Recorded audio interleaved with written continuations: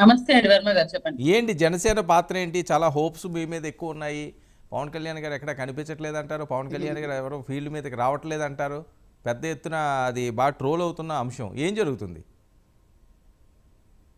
ఇంకా ముందుగా మీకు పాలన పెద్దలకి అందరికీ నా నమస్తే సార్. పవన్ కళ్యాణ్ గారు రావడం వల్ల ఇంకా ఇక్కడ ఇబ్బంది కలుగుతుంది కానీ సహాయ సహకారాలకు ఏమైనా లోటు ఏమైనా దొరుకుతుందా? నాకు అర్థం కాని విషయం ఏంటంటే జనసేన పార్టీ నుంచి అహర్నిశలు జనసేన క్యాడర్ ఎమ్మెల్యేలు తక్షణ సహాయం కింద ఆహారము పాలు ఏవైతే అవసరాలు ఉన్నాయో దాని నుంచి పర్యవేక్షణ మా డిప్యూటీ సీఎం గారు చేస్తూనే ఉన్నారు.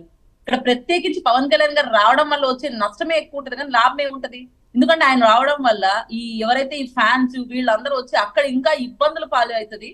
మరొక విషయం ఏంటంటే ఆయన రావడం వల్ల మళ్ళీ ప్రత్యేక బృందాలు, దానికి కావాల్సిన బోట్లు లేదు హెలికాప్టర్స్ ఇవంతా అనవసరమైన ఖర్చు కదా. దాని బదులు అదేదో ఇక్కడ సహాయ కార్యక్రమాల కోసం వెచ్చిస్తే మంచిదన్న సదుద్దేశంతో ఎవ్రీథింగ్ ఆయన ప్రతి నిమిషానికి నిమిషం పిన్ టు పిన్ మానిటర్ చేస్తూ అధికారులతో సమీక్షలు ఏర్పాటు చేస్తూ క్యాడర్ ని అప్రమత్తం చేస్తూ ప్రతి ఒక్కరి చేత నాకు తెలిసి విజయవాడలోనే ప్రతి లీడర్ నాకు తెలిసి 15,000 రూపాయలు 15,000 ప్యాకెట్ల దాకా భోజనము పాలు సప్లై చేస్తున్నారు.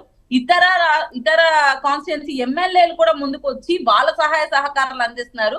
కందు దుర్గేష్ గారు మన మినిస్టర్ గారు, అలాగే నాదెండ్ల మనోహర్ గారు ఒక మినిస్టర్ గారు, ఆయన వెళ్ళి వరద ప్రాంతాల్లో పర్యవేక్షించి మాట్లాడుతున్నారు. ఈ పక్క ఎమ్మెల్సీ గారు హరిప్రసాద్ గారు కనుక్కుంటున్నారు.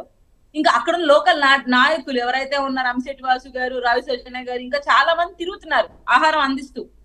ఏమీ చేయకుండా బెడ్షీట్ కప్పుకొని నిద్రపోతూ జగన్మోహన్ రెడ్డి గారు షో ఆఫ్ చేసుకుంటూ ఊరికి ఒక 5 నిమిషాలు అలా వాటర్ లో జస్ట్ ఒక రీక్రియేషన్ కోసం వచ్చినట్టు వచ్చి అందరికి అభివాదం చేస్తూ మళ్ళీ అదే వెక్కిలి నవ్వు, మళ్ళీ అదే చెత్త బిహేవియర్ చేయడం తప్ప ఈయన వచ్చినందుకు ఏమైనా ప్రయోజనం కలిగిందా ప్రజలకి? ఒక మైక్ తీసుకొని నన్ను ప్రజల దగ్గరికి వెళ్ళి అడగమని చెప్పండి. ఎవడైనా వరద ప్రాంతాలకు వెళ్ళి నవ్వేవాడిని చూసారా మీరు? నేను నవ్వారండి బాబా, వీడియోస్ చూడండి మీరు ఒకసారి.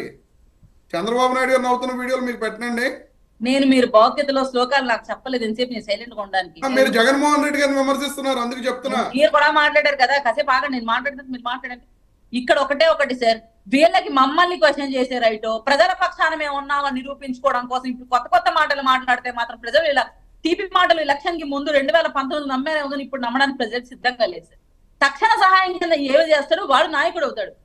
నేను అధికారంలో ఉంటే చేసిండే వాడిని అంటే నువ్వు అధికారంలో ఉన్నప్పుడే గత 2021లో అన్నమయ్య ప్రాజెక్టు కుప్పకూలిపోయి అధికార వైఫల్యం వల్లనే అక్కడ ఎన్నో మంది నా దగ్గర 40 మంది చనిపోయి 15 మంది గల్లంతయ్యి ఇప్పటికీ నివాసం లేక ఇబ్బంది పడుతుంటే ఆ ప్రాంతానికి సొంత ప్రాంతానికి ఏం న్యాయం చేసావు?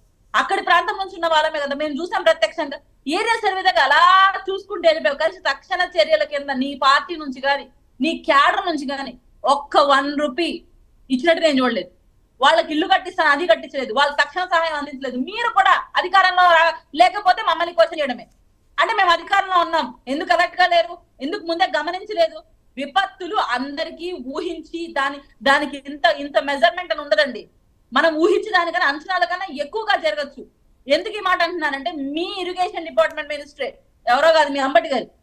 నేను ఇప్పుడు సర్చ్ చేశాను వీడియోస్, నాకు దొరకలేదు. కానీ ఎంత ఇర్రెస్పాన్సిబుల్ గా ఆన్సర్ చేశాడంటే ఊహించలేదు, వరదలు ఉన్నాయని మాకు తెలుసు, ఊహించలేదు. ఏం చేయమంటారు అయితే ఇప్పుడు? నేను ఈ వీడియో కానీ మీకు వినిపిస్తాను, నేను వెతికి కూడా.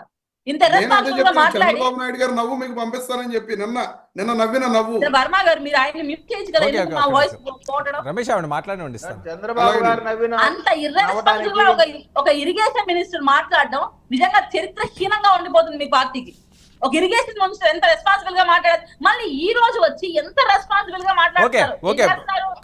ఒక్క నిమిషం కీర్తన గారు, రోజా గారు ఇటు వెళ్ళిపోయారు అన్నారు. ఆవిడ మీకోసమే మీ వైఫల్యం మీద వీడియో రిలీజ్ చేశారు. ఒకసారి వింటారా? అది రోజా గారు వీడియో ప్లే చేయండి.